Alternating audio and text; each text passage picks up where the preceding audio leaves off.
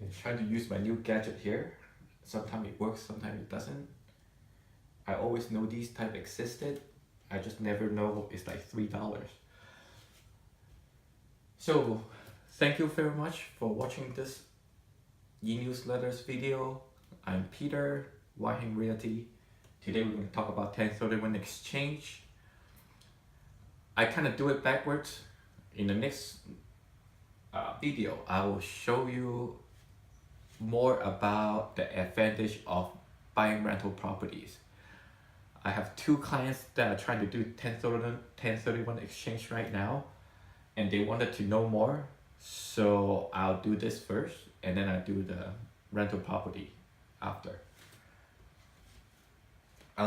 So this is a little bit advanced topic for my regular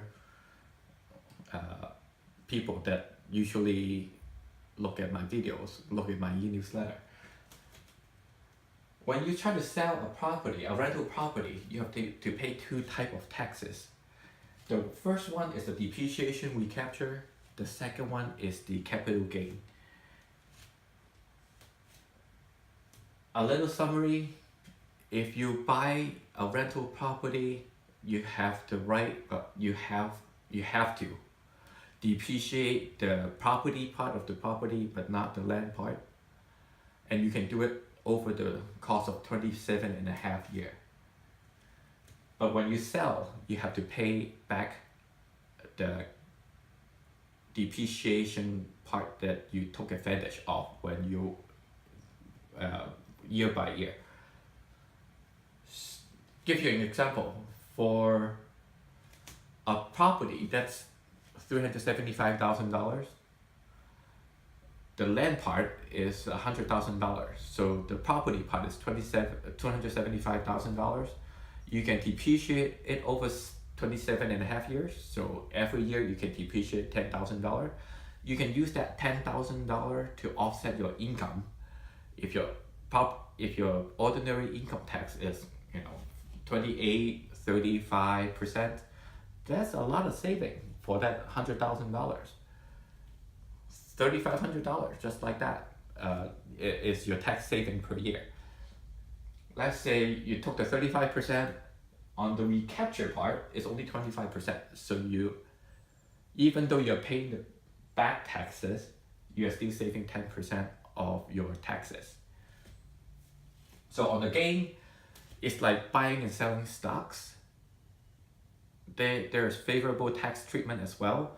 It used to be 15%. Now, if you're ultra rich, there's a tax bracket on top of 15%. I don't know it on top of my head, but let's treat it for 15% right now. I'm talking about federal. State is a little different. For example, we have a property A. You bought it for $500,000. Depreciate $200,000 here. Depreciated $300,000. Let's see, depreciate $200,000 here. So it's only $300,000, and you sell it for $800,000. So the depreciation part, the 200, you have to recapture the depreciation. So when you sell it at $800,000, you have to pay about $50,000 back taxes, the depreciation recapture, and the $300,000, you have to pay 15% capital gain tax, and that's about $45,000.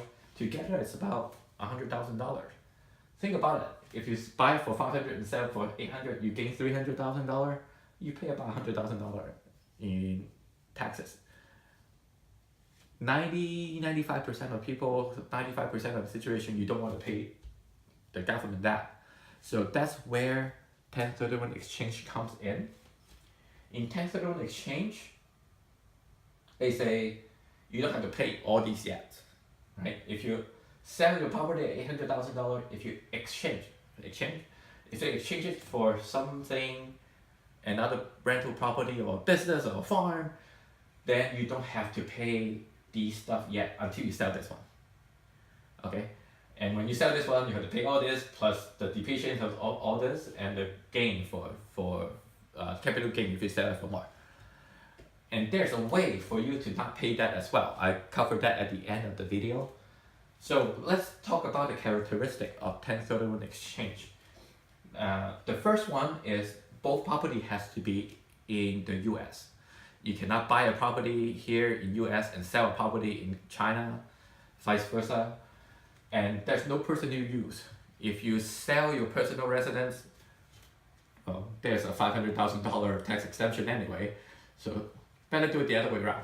If you sell a rental property, you cannot buy a personal residence. A caveat, there are ways to get around that. If you want to know more, ask me.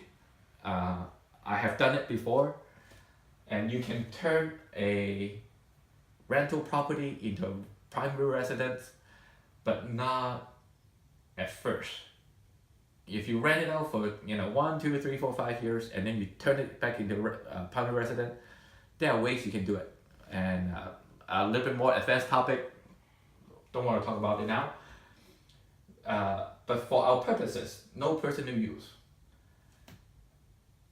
And after you sell the first property, you have 45 days to pick up to 3 properties. You identify B, C, D after you sell A. And within 180 days, you have to buy either B, C, or D. Okay. The B, C, and D, the characteristic of those, the new property, the value has to be bigger than the original property, and the loan amount has to be bigger than the original property. So if you sell an $800,000 home, you have to buy 800 and above. If you owe $500,000 before, you have to owe at least $500,000 on the new home. So that's the basic for 1031 exchange. And let's cover how do you avoid paying capital gain tax and depreciation recapture. Let's say you exchange it to B. After you sell B, you exchange to C. You just keep on exchanging, and you died. After you die, all the property that you own has what the government called a step-up basis, and all the property will go to the appraised value on the day you die. So when you die, the property owns $10 million. Whoever the heir is, when he or she sells, no tax. There's no depreciation recapture you need to pay. There's no capital gain tax you need to pay. Nothing. So that's like a gift from the government to us when we die. So there are a lot of special cases. I mentioned one that no personal use. You can buy it as a commercial use and then turn it into primary resident or personal use. And there are other corner cases such as if you sell it for $800,000, if you buy at $750 but it needs a lot of work, there are ways you can do it. And if you think this is too risky, within the 45 days you need to identify 3 properties and have to buy one within 180 days. There are ways around it. Something called reverse exchange, but it's gonna cost you. When I do the 1031 exchange, it cost me about $500, but the reverse exchange is $8,000. So you kind of have the luxury of not dealing with the dates so much, but in return you have to pay more. So those are advanced topics. If you want to know more about these, I can do a video, or if there's something very specific, I have some really great referral that does 1030 help people do 1031 exchange for a living. I can recommend you to them. Again, I'm not a lawyer, I'm not a accountant. I'm just giving you information enough so that you know this exists and you can take advantage of it. You can ask more questions. I can point you to the right directions, and hopefully that sparks some ideas, help you save some taxes and prosper. Until then, thank you very much for watching again, and I see you in the next episode.